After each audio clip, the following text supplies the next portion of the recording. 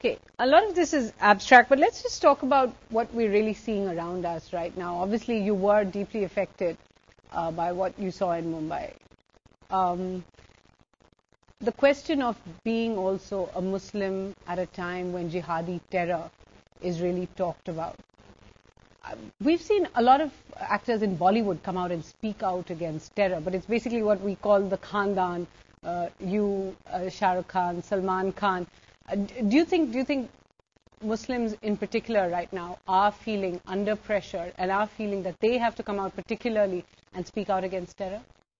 I think that's a natural reaction. I think that no matter which country we take or which society we take, and whether it's the majority community or the minority community or any community for that matter, if there are certain elements in that community which have shown up to do acts which we are all really unhappy about and ashamed about, in fact, that community would feel that they would feel bad about it, and they would want to condemn what is happening. They would want to come out with their thoughts on how they are against what is happening. I think that's a very natural response. So I think whether that happens with the Muslim community or for that matter with the Hindu or Christian community, if you have people from a particular community doing acts which are really senseless, I think members of that community would feel like coming out and protesting and condemning it, and they should do that. Do you feel that the situation has actually brought India together much more in the past few weeks, or do you see much more communalization? Do you see much more of it sort of being torn apart? I think, in my opinion, what I've seen over the last so many days, my sense is that the common man is certainly realizing that, and realizing that, in full force, that in fact terrorists do not have a religion, and in fact we should not connect them to any religion. It could be a Hindu terrorist, it could be a Muslim terrorist, it could be a Sikh terrorist, it could be a Christian terrorist, but they are just terrorists. They don't belong to any religion as far as we are concerned. That is what the feeling that is growing amongst people. The innocent people who are dying in such attacks are of all communities. So each one is affected by this.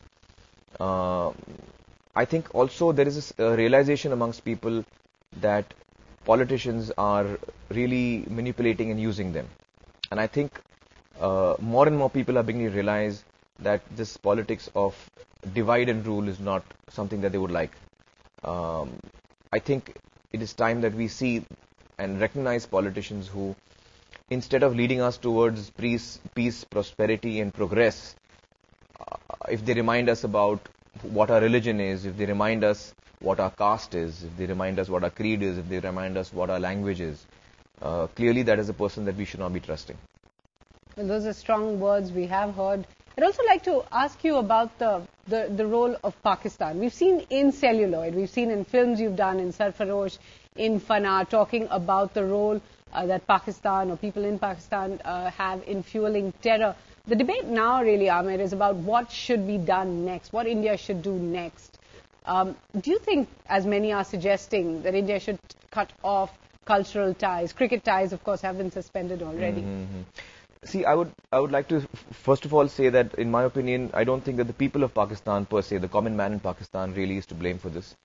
There are as many terror attacks in Pakistan as there have been in India, and so the common man is as affected by terror over there as we are over here. Having said that, I'd like to say that, based on the evidence that we have in front of us, quite clearly there are elements in Pakistan who are creating terrorists and are propagating terrorism. And certainly it is a responsibility of the Pakistan leadership to take strong action against them. And if they don't or can't or are unable to, then certainly I think the world community has to do something about it, because we just can't sit by and allow this to happen.